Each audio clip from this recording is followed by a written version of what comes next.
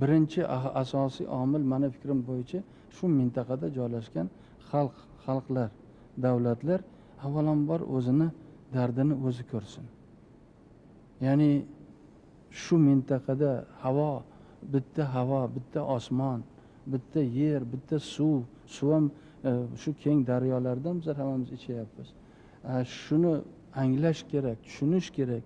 Kelishmasak o'zimiz shu yerda joylashgan davlatlar, xalqlar, uzoqdan turib katta davlatlar qo'l uzatish juda og'ir bo'lyapti-yu. Shuning uchun men shu masaladan qo'ymoqchimanki, baraka topganlar, eshitinglar, yana bir bor anglanglar.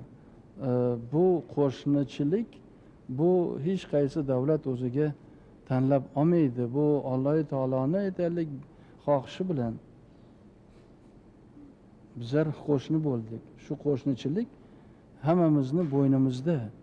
Shunga munosib bo'laylik. Bir-birimizga yaqin bo'laylik va savdo orqali, iqtisod orqali, kerak bo'lsa madaniyat orqali, bordi-keldi orqali shu masalani, men hozir zikr etilgan masalalarga e'tibor bo'lmasa hech narsaga erishib bo'lmaydi. Xom xayolda yuribmiz hammamiz.